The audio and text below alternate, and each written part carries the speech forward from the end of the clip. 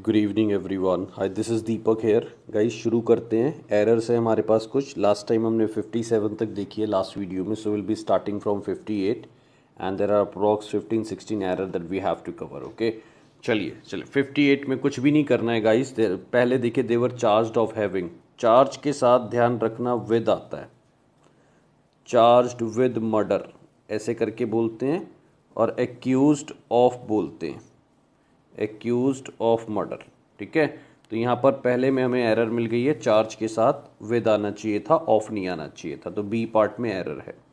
चलिए 59 में she was noticeably upset by how indignant he responded.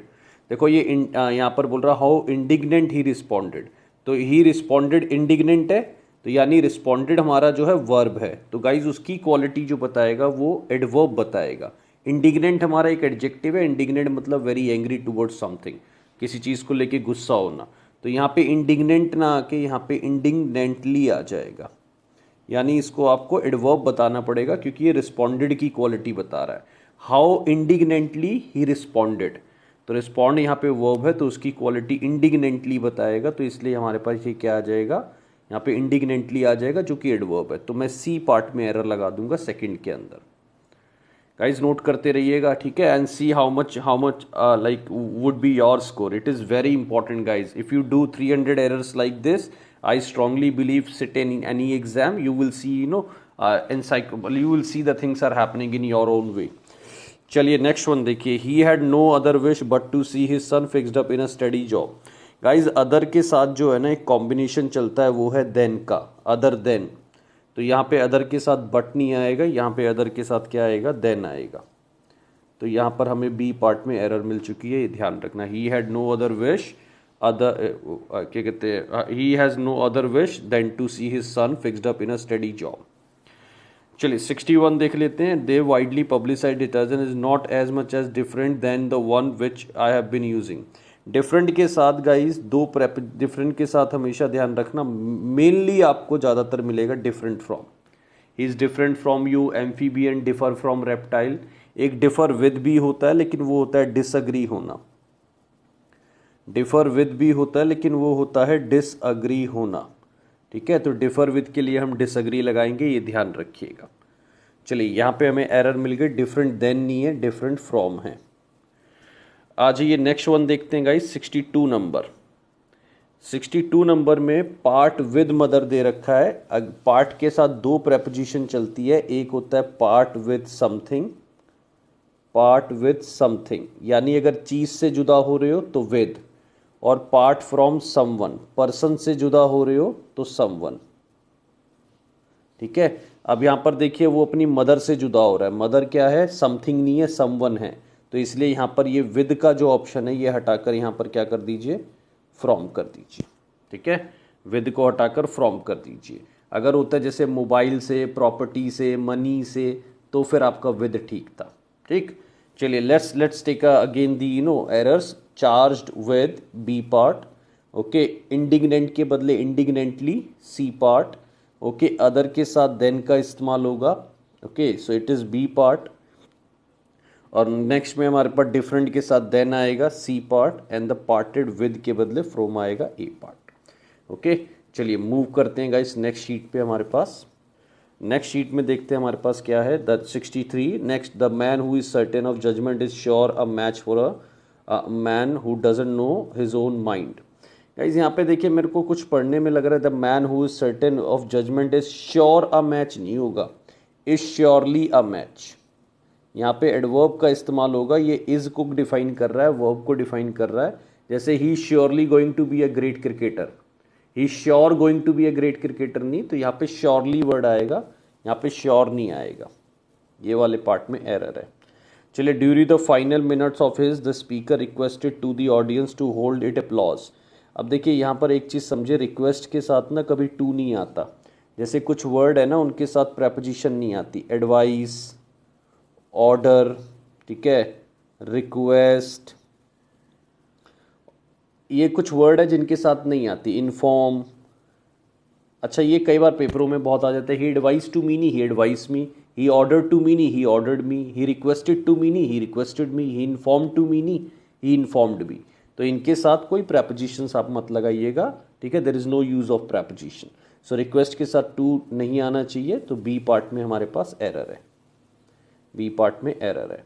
चलिए 65, he has been trying to search the lost book since Monday. He has been trying to search the lost book. Guys search के साथ ना हमेशा एक preposition चलती है, search for. I am searching for the lost book, तो search के साथ कौन सी प्रेपोजिशन चलती है, फॉर। जैसे नॉक आ जाता है तो नॉक के साथ हमेशा क्या चलता है, एट। सर्च फॉर और नॉक एट, तो ये प्लीज़ याद रखना, ये बहुत इंपॉर्टेंट है। Searching for job, search I am searching job नहीं, I am searching for job. He is knocking at the door, तो यहाँ पे सर्च द लॉस्ट बुक ना आके search for the lost book आएगा। Journey by car is as quick और perhaps quicker than by the train. Then आया है तो डिग्री आपकी कंपैरेटिव आएगी, लेकिन कभी भी एज और सो आ जाए तो ध्यान रखना, एज और सो ऑलरेडी कंपैरिजन हैंडल कर लेते हैं, तो यहाँ पे पॉजिटिव आएगा। तो यहाँ पर बस एक चीज़ ध्यान रखना, अगर एज आया तो उसके साथ एज का कॉम्बिनेशन चलता है, ये ध्यान रखिएगा। तो journey by car is as quick as, journey by car is as quick as, ये ध्यान रखना। तो journey by car is as quick as और perhaps quicker than by the train. तो यहाँ पर इसमें अगर क्विक के बाद आप एज लगा दो तो इसमें फिर कोई एरर नहीं बचेगी। सो एज क्विक एज, ये बहुत होता है, एक एज हटा देते हैं और बीच में कंफ्यूज करते हैं। चलिए, there is no other way to end war except disarmament. Guys ये बहुत इंपॉर्टेंट एरर है, हम हिंदी बनाते हैं, we as a learner of like this country, so we normally go with Hindi translation of everything. So हमें हिंदी ट्रांसलेशन में we find it completely correct. So Suman has no, मतलब Suresh has no one else to talk to except his wife, कोई sentence में error नहीं मिलेगी। लेकिन एक चीज़ ध्यान रख लेना, एल्स के साथ बट चलता है, और अभी मैंने बताया था अदर के साथ क्या चलता है, देन चलता है, ठीक है। ये कॉम्बिनेशंस होते हैं कुछ कंजंक्शन के, तो यहाँ पे अगर अदर आया है तो गाइज यहाँ पे एक्सेप्ट नहीं आएगा, यहाँ पे देन आएगा। तो ये आपका सी पार्ट में एरर मिल जाएगा आपको। एक बार दोबारा से एरर्स देख लेते हैं गाइज, कौन कौन सी एरर्स थी हमारे पास। यहाँ पे श्योर के बदले श्योरली आना था। यहाँ पे अगर मैं बोलूँ तो रिक्वेस्टेड के साथ टू नहीं आना था। यहाँ पे अगर मैं बोलूँ सर्च के साथ आपको 4 लगाना था। यहाँ पे आपको एज के साथ एज लगाना था, एज क्विक एज, और यहाँ पे एक्सेप्ट के बदले आपको क्या लगाना है, देन लगाना है, ठीक है। So these are basically the error in this 5 questions. और आई होप गाइज आपको कुछ एरर्स मिल रही होगी। The questions that I am discussing on Telegram must be helping you out, ठीक है। If you are really enjoying my work, please spread it to other people as well, so they can also get the benefit out of it. Okay, तो मैं कहूँगा guys यार इसको देखिए, बड़ी important है, क्योंकि कई बार क्या होता है ना, we are so much stuck in to the noun and pronoun, when the error comes we are not able to find those errors. हम लोग फंस जाते हैं, क्यों, हमारे को बस नाउन प्रोनाउन करना आता है, and we cannot go beyond that. These days I am playing with you, मैं अभी लास्ट डे भी क्वेरी खेली है आपके साथ, इसमें MCQ मैंने देखा है, ठीक है ना। That kind of questions are more important, and the people who are scoring above 50% they are doing good, but take it to 70-80% और द 90%। ओके, चलिए आ जाते हैं नेक्स्ट पे, आ जाते हैं जल्दी से गाइस। अच्छा, इसमें ये क्वेश्चन ऊपर वाला देखना पड़ेगा, थोड़ा ऊपर चला गया है। The smuggler yielded for the temptation and fell into the प्रूस ट्रैप। स्मगलर जो है, यील्ड मतलब हो जाए किसी के आगे झुक जाना, सरेंडर कर देना। तो यील्ड के साथ जो है ना गाइज, ये जो यील्ड है, यील्ड के साथ टू चलता है हमेशा। Yielded to temptation, yielded to temptation का मतलब होता है किसी चीज़ के आगे झुक जाना। यील्डेड टू टेम्पटेशन का क्या मतलब है, किसी चीज़ के आगे सरेंडर कर देना। आई यील्डेड टू टेम्पटेशन यानी जो एक तरह से लुभावनी चीज़ें हैं उसके आगे झुक जाना। और जैसे मैं क्या बोल रहा हूँ, if you do not yield to my request you will have to face the consequences. So surrender करना, झुक जाना, यील्ड का मतलब प्रोड्यूस करना भी होता है, तो there lot of meaning for this. तो यहाँ पे गाइस जो है एरर मिल रही है हमें, यील्डेड फॉर नहीं, यील्डेड टू, तो ये वाले पार्ट में एरर है। चलिए, शी इज़ आइदर इंटेलिजेंट और ऑनेस्ट। तो गाइज एक तो कन्फर्म है कि आइदर के साथ और आता है, ठीक है। लेकिन एक चीज़ ध्यान रखना, बोथ के साथ नॉट नहीं आता इंग्लिश में। बोथ के साथ क्या नहीं होता, नॉट नहीं आता। इसका मतलब अगर मैं बोलता हूँ both of them are coming, ये ठीक है। लेकिन अगर मैं इसमें लिख दूँ both of them are not coming, ठीक है, तो इसका मतलब नॉट नहीं आ सकता। जैसे ही बोथ के साथ नॉट लगता है वो इंग्लिश में नीदर बन जाता है, ठीक है। जैसे ही बोथ के साथ नॉट लगता है वो नीदर बन जाता है इंग्लिश में, ये ध्यान रखिएगा। तो यहाँ पर अगर मैं आंसर बनाना चाहूँगा तो ये आंसर क्या बनेगा guys, she is either intelligent और ऑनेस्ट इफ नीदर। ठीक है, तो यहाँ पे नीदर कर दीजिए इसको, नॉट बोथ नहीं बोल के इफ नीदर, दोनों में से कुछ नहीं है उस टाइप में बोल रहा है वो। चलिए यहाँ पे एरर मिल गई आपको। देखिए जब भी कोई क्या कहते हैं एक ही चीज़ को रिपीट करना होता है तो उसको हम इंग्लिश में बोलते हैं वर्ड फॉर वर्ड, यानी एज इट इज़। जब चीज़ होती है कि यार इसको एज इट इज़ रिपीट कर दो, वर्बैटिम दे दो, तो एज इट इज़ होता है। ठीक है, वर्ड बाय वर्ड होता है गाइज एक एक शब्द पढ़ना। वर्ड बाय वर्ड का मतलब होता है एक एक शब्द पढ़ना। ठीक है ना, कोई भी चीज़ आप साइन करोगे तो बस वर्ड बाय वर्ड पढ़ के करना। वर्ड टू वर्ड इंग्लिश में नहीं होता है, ये ध्यान रख लेना। वर्ड टू वर्ड नाम का कोई कॉन्सेप्ट इंग्लिश में नहीं है। एक बार मैं फिर बता देता हूँ, अगर आपके पास वर्ड फॉर वर्ड आता है इसका मतलब लगा लीजिए as it is. Word by word आता है तो ये नॉर्मली होता है जब आप एक एक शब्द पढ़ते हैं। और गाइज अगर मैं आपको बोलूँ तो नेक्स्ट हमारे पास जैसे वर्ड टू वर्ड है, वर्ड टू वर्ड नाम का कोई भी चीज़ नहीं होता इंग्लिश में, ये ध्यान रख लीजिएगा। So there is no concept word to word, तो ये ध्यान रखिए। यहाँ पर आपको एरर क्या है, वर्ड बाय वर्ड के बदले वर्ड फॉर वर्ड लिखना था, क्योंकि वो रिपीट करा रहा है और बिल्कुल एज इट इज़ रिपीट करा रहा है। चलिए 71 पे आ जाते हैं। They these days one hears of less railway accident than motor accident.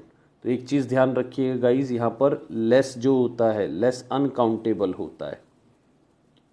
ठीक है, लेस जो होता है वो अनकाउंटेबल होता है और फ्यूअर होता है काउंटेबल। तो यहाँ पर जो है वो लेस रेलवे एक्सीडेंट ना बोल के आप फ्यूअर रेलवे एक्सीडेंट्स बोलोगे, ये ध्यान रखना। अगर मैं बोलूँ I have less students in the class today, नहीं, I have fewer students in the class today. तो यहाँ पर लेस हट जाएगा और इसके बदले फ्यूअर आ जाएगा, ये ध्यान रखना। तो यहाँ पर बी में फ्यूअर आ गया है। 72 everything looked uneasy while I was trying to explain why we ought to respect, but in the end no one had any objection of it। अब इसमें देखिए पढ़कर देख रहे हैं काफ़ी लंबा सेंटेंस बन रहा है। Everything looks uneasy while I was trying to explain why we ought to protest but in the end no one had any objection to it. Objection to it होता है, ऑब्जेक्शन ऑफ इट नहीं होता। तो I have no objection to this, I have no objection of this नहीं, I have no objection to this. तो ये आपका to आएगा यहाँ पे। चलिए, और लास्ट में आप देख लीजिए, they found themselves in the competition with man who were as good. अब देखो एज गुड आया, अब उसके बाद इफ दे दिया, इसका मतलब एज गुड एज होना चाहिए, इसका मतलब एज गुड एज होना चाहिए। तो यहाँ पर जो है वो एज लगा होना चाहिए क्योंकि वो कंप्लीट नहीं कर रहा। और गाइज यहाँ पे कुछ मिस हो गया है, देमसेल्व्स या कुछ, तो वो लगा लीजिएगा, देख लीजिएगा, है ना। सो वो आपको उस पर क्वेश्चंस पड़े होते हैं, आपको पता है टेलीग्राम पे, तो उसमें से क्रॉस चेक कर लीजिए। बट हाँ, मेन एरर जो है वो क्या है यहाँ पर, एज गुड एज। ठीक है, एक बार रिकैपिचुलेट करते हैं। चलिए, यील्डेड के साथ टू आएगा, ठीक है ना। यहाँ पर नॉट के नहीं आता तो इसको नीदर कर देना आप। वर्ड फॉर वर्ड कर देना, वर्ड बाय वर्ड के बदले, यहाँ पे लेस के बदले फ्यूअर कर देना। ठीक है, और यहाँ पर अगर मैं बोलूँ, यहाँ पर आपका ऑब्जेक्शन ऑफ इट नहीं होगा, टू होगा, और यहाँ पर जो है एज गुड एज होगा। ठीक है, सो ये सारी एरर्स मैंने आपको एक्सप्लेन कर दी within a very short span of time. So my request to everyone guys, please keep on working hard. Sometimes people get frustrated just by doing 100-200 questions. The people who keep on striving hard for these exams or keep on persevering hard, even at this point of time I maintain the same rigor. I play a lot of quiz myself. I try to score, as good as possible. So you just keep on maintain the rhythm guys. Okay, so best of luck from my side. Okay, thank you so much for watching this video.